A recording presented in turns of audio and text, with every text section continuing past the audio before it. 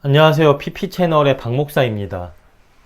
이번 영상은 먼저 사사기 11장 31절 말씀을 읽고 시작하겠습니다. 제가 읽어드릴게요. 내가 암몬 자손에게서 평안히 돌아올 때에 누구든지 내 집 문에서 나와서 나를 영접하는 그를 여호와께 돌릴 것이니 내가 그를 번제물로 드리겠나이다. 이 말씀은 사사 입다가 암몬 족속과의 전쟁을 앞두고 하나님께 서원을 하는 장면입니다. 그는 하나님께 이 전쟁을 승리로 이끌어 주시면 이렇게 하겠다고 약속을 해요. 암몬을 이기고 평안히 집에 돌아오게 된다면 집에서 처음 나와 나를 맞이하는 것을 하나님께 번제로 드리겠나이다. 이 말씀은 적지 않은 논쟁이 있는 말씀이에요. 어떤 논쟁이 있냐면 이따가 전쟁에 승리하여 평안히 자기 집으로 돌아올 때에 집에서 나와서 자기를 맞이하는 대상을, 그 존재를 하나님께 불에 태워 번제로 드리겠다고 약속을 하는데, 그 존재가, 그러니까 입다를 나와서 맞이하는 그 존재가 바로 사사기 11장 34절 말씀에 의하면 그의 딸이기 때문입니다. 그래서 이로 인해 당시 사사들이 부패했기에 입다가 다른 우상 숭배자들이 했던 것처럼 자기 딸을 불태워서 하나님께 번제로 드리려고 했다. 그리고 반대로 아니다, 아무리 타락해도 그렇지 불에 태워서 사람을 하나님께 바치는 인신제사를 입다가 드리지는 않았을 것이다. 아마도 딸이 아니라 다른 존재가 나왔을 것을 예상하고 하나님께 번제로 드리려고 했을 것이다. 라는 이 두 가지 주장이요, 서로 대립돼서 논쟁되어지고 있습니다. 문화적 상황이나 당시 시대의 사람들의 삶에 대한 고려 없이 그냥 한글 성경을 직독직해서 보면 당연히 입다가 자기 딸을 번제로서 불에 태워서 하나님께 드리려고 했다고 그렇게 해석되어질 수밖에 없어요. 제가 봐도요, 그렇게 보입니다. 하지만 당시 이스라엘 사람들의 삶의 형태를 조금만 이해하게 된다면 입다가 딸이 아니라 다른 대상을 하나님께 번제로 드리려 했다라고 이렇게 해석할 수도 있습니다. 저는 이 주장을 지지해요. 그래서 이번 영상에서는 제가 지지하는 이 주장을요, 설명해 보고자 합니다. 아주 약간의 문법과 문맥, 그리고 당시 이스라엘 사람들의 삶의 형태를 통해 입다가 딸이 아니라 다른 대상을 하나님께 번제로 드리려 했다는 것을, 바치려 했다는 것을 설명하도록 하겠습니다. 과연 입다는 자기 딸을 정말 번제로 하나님께 바치려 했을까? 먼저 사사기 11장 31절 말씀에선 이렇게 말합니다. 내가 암몬 자손에게서 평안히 돌아올 때에 누구든지 내 집 문 앞에서 나와서 나를 영접하는 그는 여호와께 돌릴 것이니. 입다는 자기를 처음 영접하는 존재를 하나님께 드린다고 하는데, 여기서 영접한다는 반갑게 맞아서 집으로 모셔드린다는 뜻 외에도 그냥 단순히 맞이한다라는 뜻도 가지고 있습니다.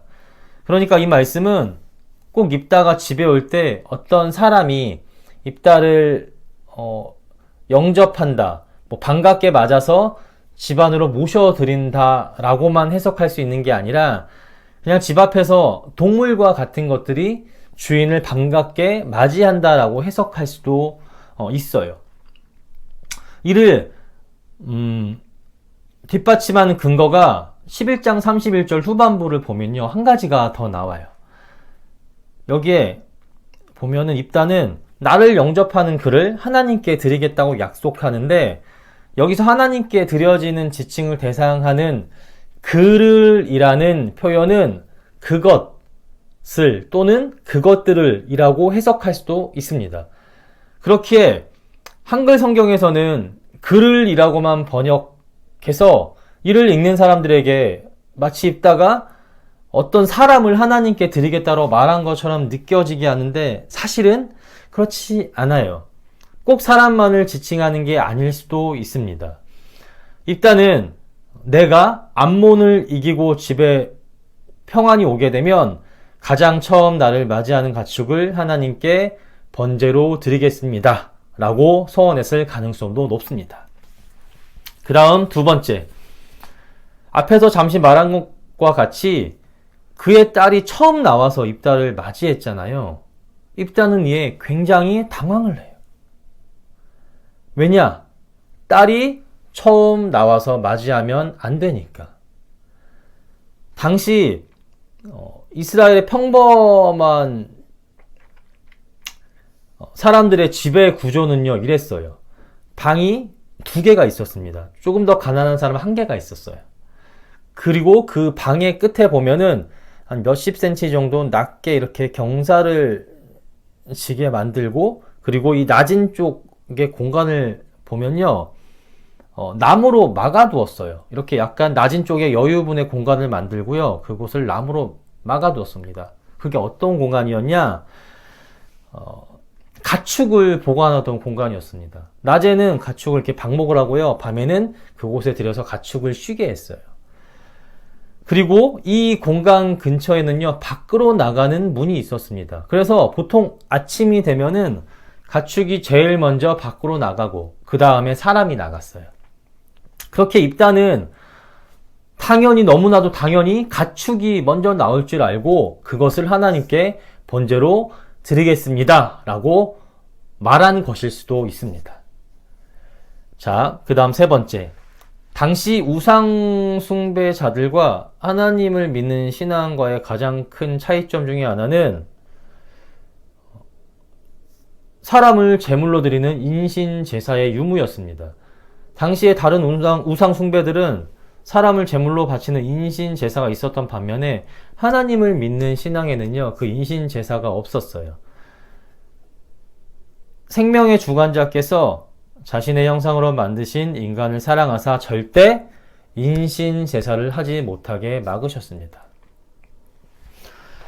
사사기 시대의 사사들을 보면은 그들이 사사가 맞는지 의심될 정도로 굉장히 타락하고요, 부패된 행동을 많이 보여주었어요. 성적으로 타락한 것들, 그리고 사람을 많이 죽이는 것, 이런 모습들을요, 굉장히 많이 보여주었습니다.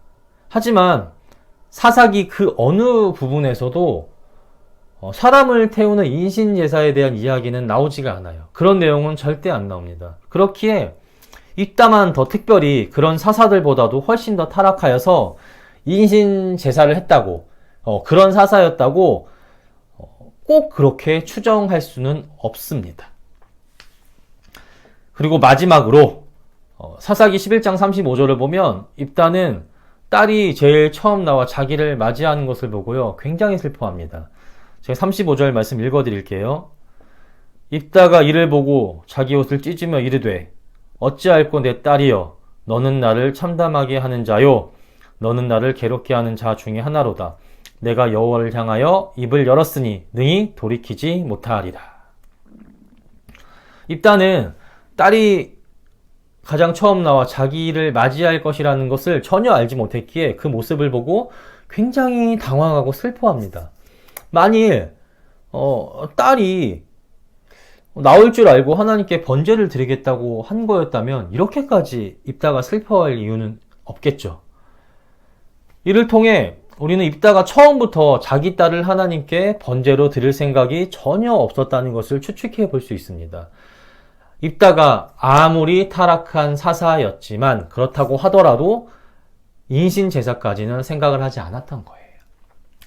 그렇게 이 말씀의 다음, 그리고 성경 그 어디에도 입다가 자기 딸을 하나님께 번제로 드렸다는 말은 나오지 않습니다.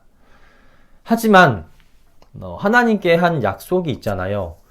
약속은 약속이기에 그래서 입다는 약속에 따라서 자기 딸을 다른 방법으로 하나님께 드리려고 해요. 그리고 이 사실을 알게 된 그의 딸이 이를 받아들이고요. 이렇게 말합니다. 아버지, 제게 2달만 주세요. 그러면 그 시간 동안 내가 처녀로 죽음을 인하여 애곡하겠나이다. 이 말씀대로 2달 후 그녀는 아버지가 하나님께 서원한 대로 하나님께 드려져 처녀로서 결혼을 하지 않고 평생 동안 하나님을 위해 일하는 그런 삶을 살게 됩니다. 11장 39절 말씀 제가 읽어드리겠습니다. 2달 만에 그의 아버지에게로 돌아온지라 그는 자기가 서원한 대로 딸에게 행하니 딸이 남자를 알지 못하였더라. 이렇게 입다의 딸은 하나님께 번제로 드려지지 않고 평생 처녀로 살면서 하나님을 위해 일하는 그런 사람으로 드려졌던 것으로 보입니다. 정리하겠습니다. 입다는 처음부터 자기 딸을 하나님께 번제로 드릴 생각이 없었어요. 그래서 딸이 처음 나와 자기를 맞이하는 것을 보고 굉장히 당황하고 슬퍼했습니다. 입다는 인신제사가 하나님의 뜻이 아닌 걸 알았기에 딸이 가장 처음 나와 자기를 맞이했지만 그녀를 하나님께 번제로 드리지 않았어요. 하지만 하나님께 서원한 것이 있기에 이를 지키기 위해 평생 결혼을 하지 않고 하나님을 위해 일하는 자로 딸을 하나님께 드린 것으로 보입니다.